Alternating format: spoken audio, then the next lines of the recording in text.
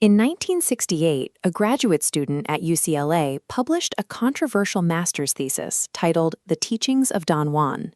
The text arrived at the height of the 1960s counterculture, promising an authentic indigenous roadmap for achieving altered states of consciousness.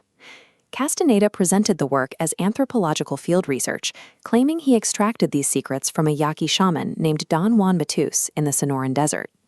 His academic standing eventually collapsed under scrutiny.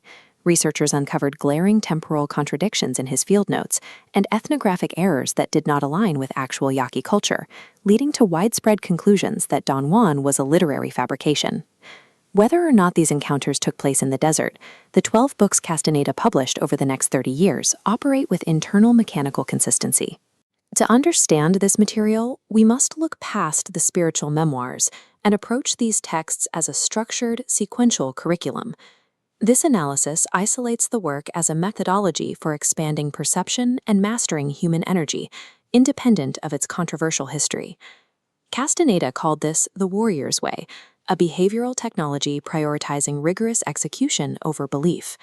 This timeline organizes 12 books into 4 evolutionary phases of training that developed across 3 decades. Understanding this 4-phase chronology is the prerequisite to extracting any actionable protocols from the system. Phase 1 encompasses the first 3 books, focusing on the dismantling of the practitioner's Western logical baseline. Castaneda's early training utilizes psychotropic plants like peyote and datura as a brute force tool to temporarily shatter his cognitive conditioning. By his 3rd book, Journey to Ixtlan, Castaneda concludes these plants were merely a temporary catalyst necessitated by his initial inability to perceive reality differently. At this stage, chemical aids are discarded in favor of psychological protocols. He introduces erasing personal history, a method of removing oneself from social expectations and routines to achieve a state of anonymity. This is paired with using death as an advisor, maintaining a constant awareness of mortality to eliminate trivial worries and enforce behavioral pragmatism. Phase 1 clears the psychological slate, preparing the practitioner for direct energetic training. Phase 2, covering books 4 through 6, shifts from basic deconditioning into the mechanics of perception.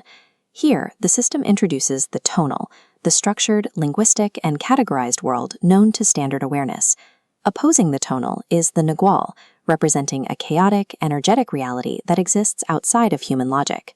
The formal apprenticeship ends with Castaneda physically leaping into an abyss, an act symbolizing the surrender of the tonal to trust the unknown.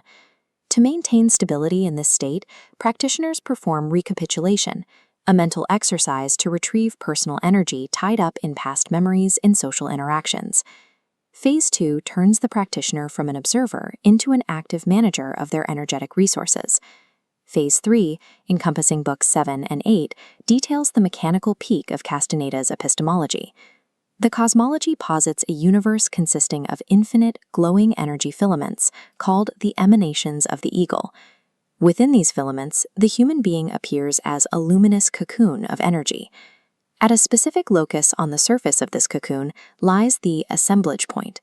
Human reality is the localized result of whichever specific energy filaments align at this exact focal point. Intent and the art of stalking function as behavioral mechanisms used to unfix this point from its rigid default position.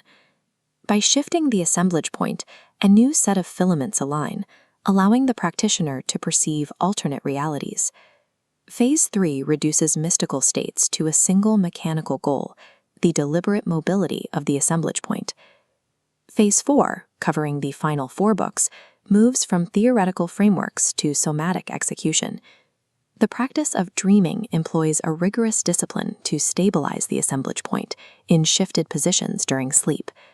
This is paired with tensegrity, a series of physical movements designed to manipulate energy directly.